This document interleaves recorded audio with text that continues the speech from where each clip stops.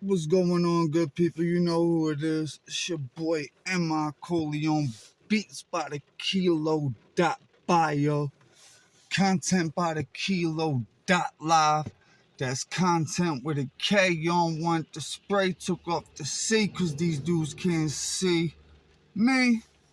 Now this one right here, had to get right into this. We in the whip with it.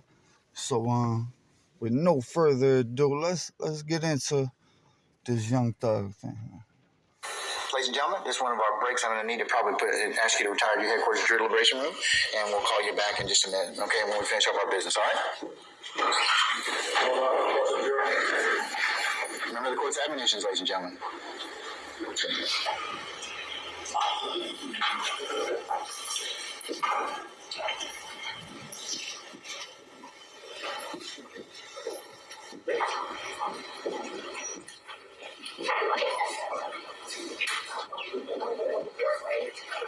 Oh, something about to go on.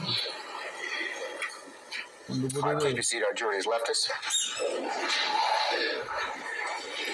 They made the jury leave. All right, Mr. Steele, what's your motion, sir? Good morning again, Your Honor. Your Honor, last week, 2 weeks, 3 weeks ago, you ordered the parties to share all of their displays in opening statement to the others so we don't have to have these interruptions. I did that.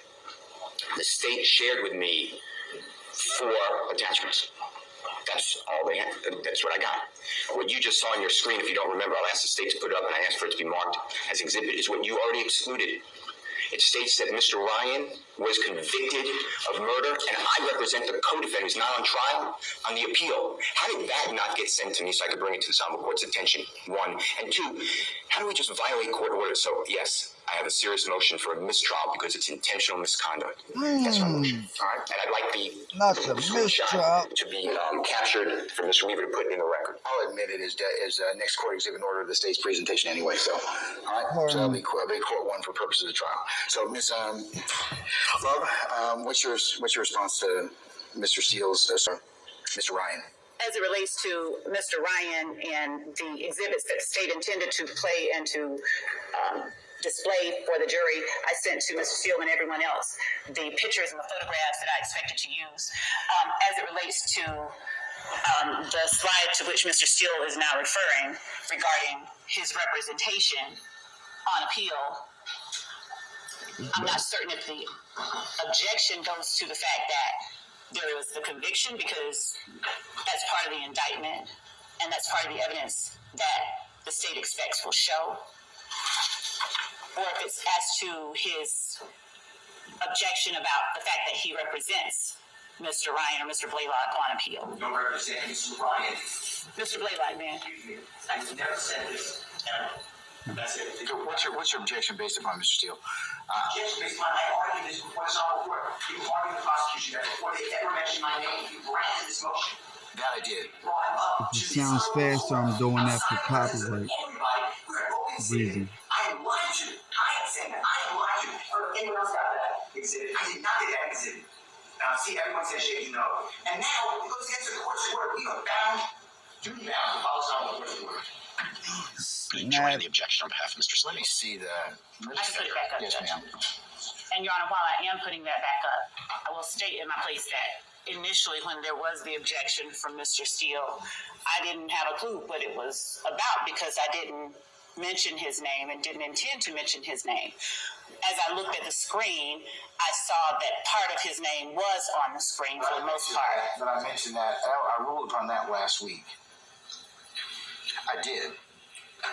We were not. I would take it as it came. And Playing grimy, huh? And if the evidence got to that point, then I would deal with it accordingly. Yes, Your Honor. So,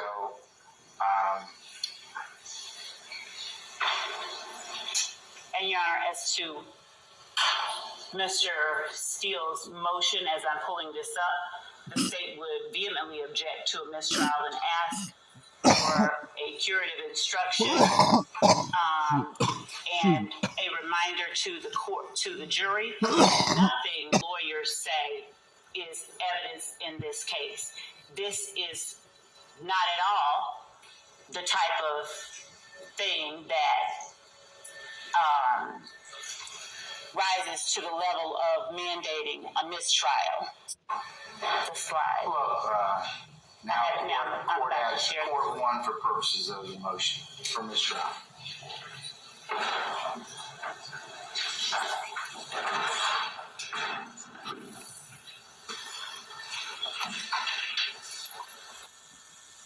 I'll drop my tablet early.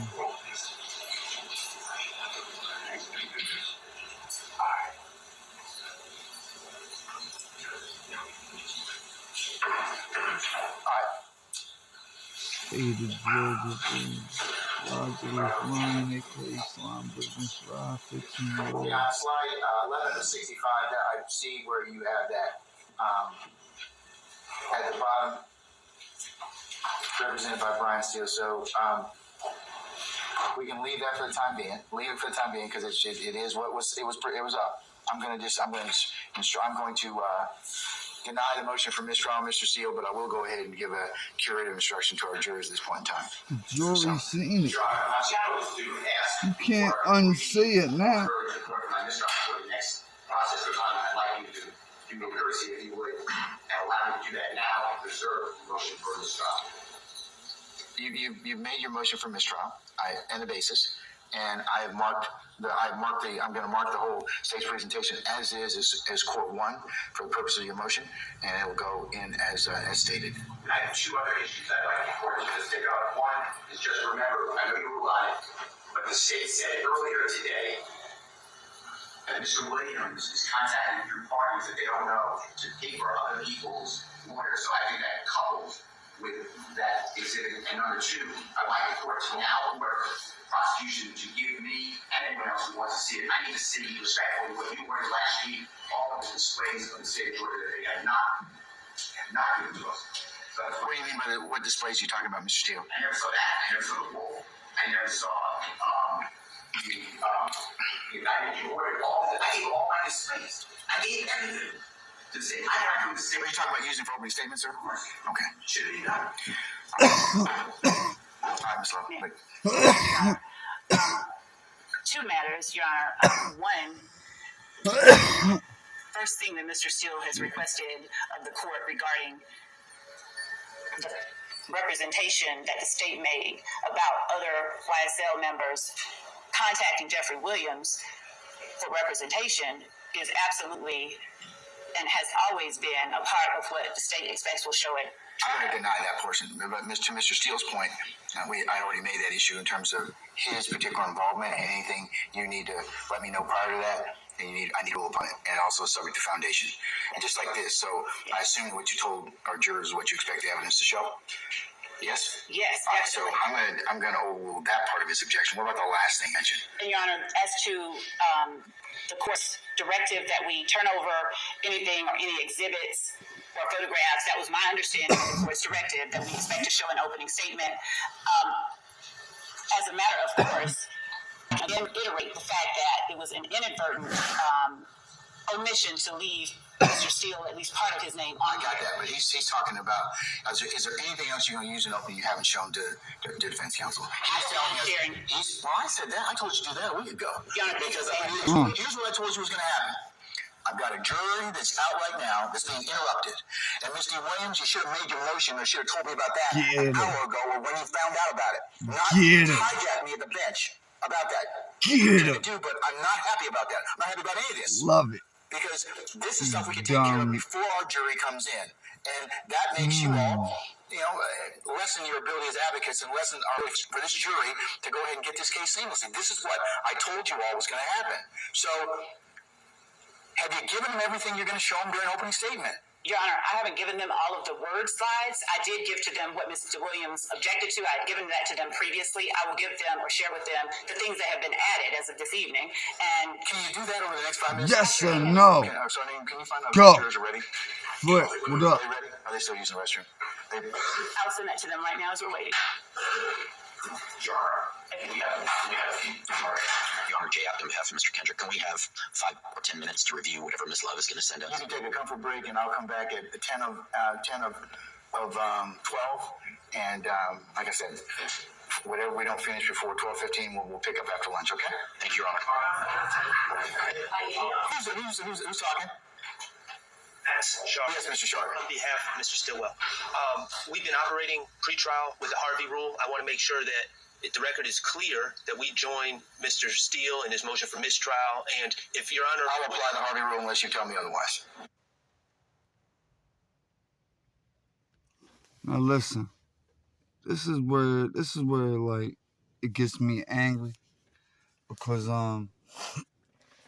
as somebody who dealt with this since I was 14, 15 years old, as far as I got them new. This is the Beats by the Kilo hoodie. Yeah. Glow in the dark and all that. Yeah. That's why I wore it out in the dark. Make sure it glow in the dark. But nah, seriously. Whenever I see rooms that look anything like this, like just rooms like that, I get post-traumatic stress disorder. Like, bad. I don't know if you know what it's like to be like 15 and, you know, you're in court with your mom. And yeah, you smoke some weed. You know, you're 15. And, you know, you're trying to get on the right path. And, you know, it's obvious that it's harder for mom to work and raise a man now. So I'm running the streets doing what I do and whatever. In that courtroom, when that judge sentenced me, and I just looked at my mom and was like, damn, like, say something. And my mom just like had this look like she wanted to fight for me. But then the judge was just like, what, Mom? Don't act all surprised now.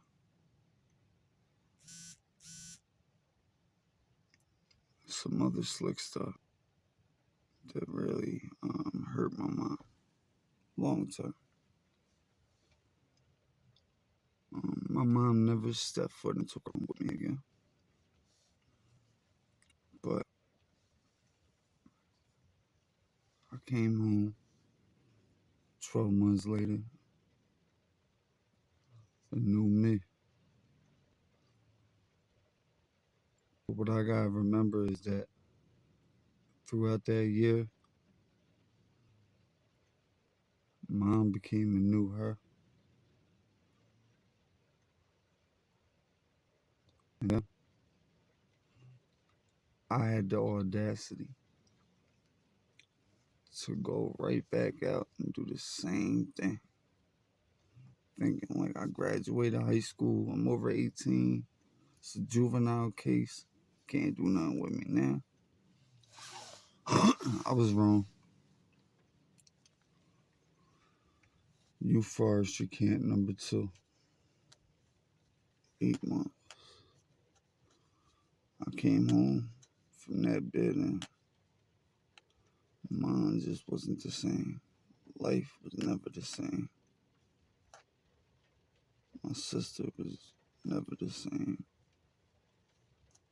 I came home and within the first week, shout out my man Rabo Soprano. Within the first week, I was on the flight to Miami to the Source Awards. R.I.P. my man Huss, my man David Krause. And we went out Miami, 2004 Source Awards. And This when Benzino had Zenos on the beach. Just had a great time. All the way around, great time. But I was still on probation. I still had to deal with the stuff when I went home. And still had to deal with the family and life on life's terms. Pop was more of a drinker, but always could keep a job. Always kept a job. And mom was always enabler / caretaker. So her husband was heroin addict, and I see now, like when I got locked up, he came into play more. They got married, and this is a few years before that. I moved to Philly, and I didn't realize that I abandoned mom for them years. As a young teenager, like, I just wanted to get back to Philly. I wanted to hustle. I wanted to be in the streets.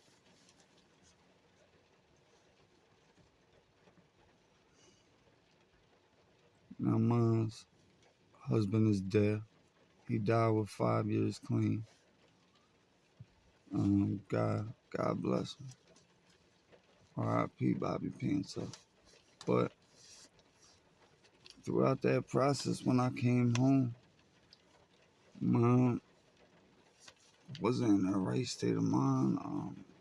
She started joining her husband and started taking Percocets,